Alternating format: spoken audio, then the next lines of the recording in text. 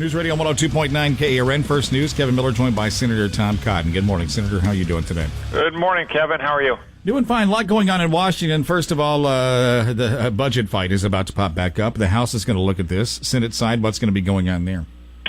Well, I think they're still in final negotiations with the Appropriations Committee on both sides to try to finalize the big spending bill that will implement the 2-year budget agreement we had last month. I supported that budget agreement, Kevin, in large part because the need for our military is so great and it's so urgent. I can't say what will happen on this spending bill. Obviously, it's going to have to review it carefully once it's published. I've worked with my colleagues to include some important provisions about which Arkansans care. So I hope those are included in the bill, whether I can support it or not, but we'll just have to see. Obviously, I can't commit one way or the other until the bill is released, which I expect will happen this morning. Senator Tom Cotton, News Radio 102.9 KARN. You support the president's moves at the State Department and the CIA. Why so? Very much so. I've known Mike Pompeo now for 6 years. Before I was even elected to Congress, I've traveled the world with him when he was a congressman to do oversight in our roles on the Intelligence Committee, and also now that he's CIA director. I think he clearly understands the threats that our country faces. He has good relationships with world leaders, and he has the trust and confidence of the president, which is an essential qualification for the Secretary of State. So I believe he will be an outstanding diplomat for our country. I also support Gina Haspel, the nominee to be the CIA director. I first met Gina when she ran our CIA station in London, one of our most important overseas stations. In fact, Mike and I met her together when we were traveling overseas for one of those oversight trips. Gina is a career professional. She got her start in the mid-1980s during the Cold War. She's seen the agency change and evolve in its mission over time, from the Cold War era to the fight against terrorism, and now the return of great power competition with countries like Russia and China. I think she's a true professional. I've been very impressed with how she's handled herself during the last year plus as deputy director, and I'll look forward to voting to confirm her to be the first female director of the CIA. Kevin Miller along with Senator Tom Cotton on News Radio 102.9 KARN. There was a rumor for some time that you might be the next CIA director. If a position is offered in the administration or a position in Washington, would you be willing to accept it? Now, Kevin, you ask me about those rumors all the time at the time, and didn't I tell you that it was all fake news? Yeah, you did. Yeah. Now, look, I mean, Kevin, I support President Trump where I can, and I agree with him, and what he is proposing is good for Arkansas. If it's not, I try to change his mind. I've had some success there, but if I can't, then I have to oppose him.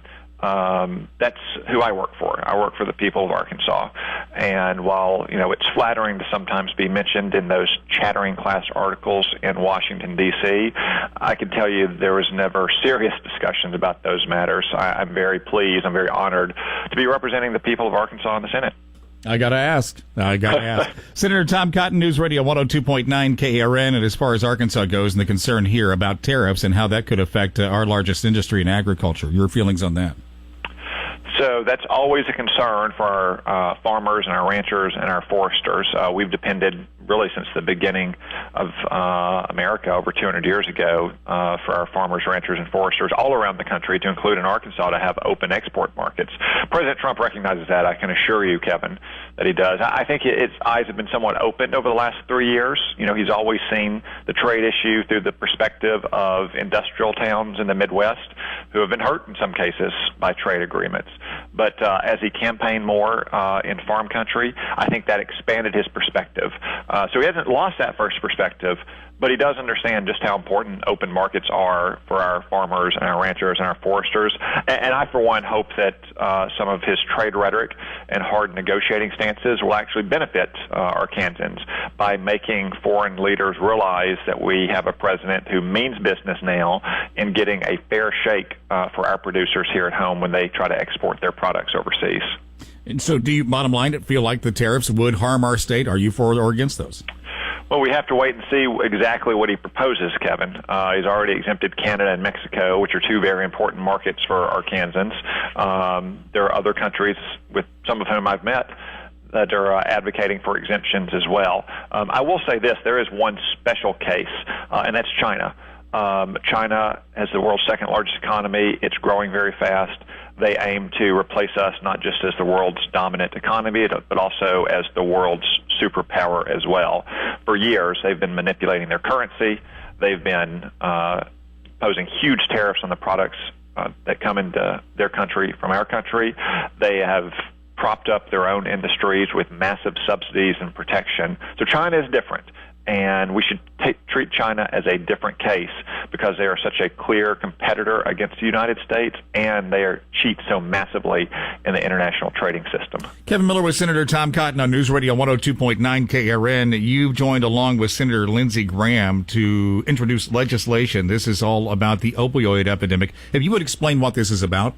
Sure. So, opioids are drugs that are derived from poppy eventually, like heroin or OxyContin. But there's one specific kind of synthetic opioid that is not derived directly from poppy, but rather made in a laboratory, and it's called fentanyl.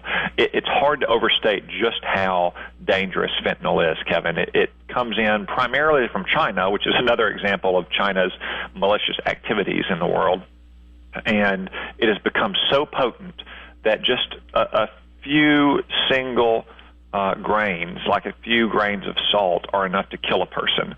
In fact, recently, 2 ounces, just 2 ounces, think how small that is, of fentanyl was confiscated in Boston.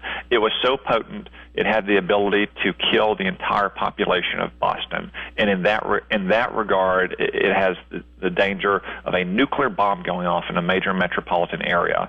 So our legislation will propose to substantially increase the mandatory minimum prison sentences for fentanyl, which, to my knowledge, is probably the most lethal drug that's being smuggled into the United States and sold on our streets to poison our children, devastate our communities. Senator Tom Cotton, good to talk to you. Thanks so much. Thanks, Kevin.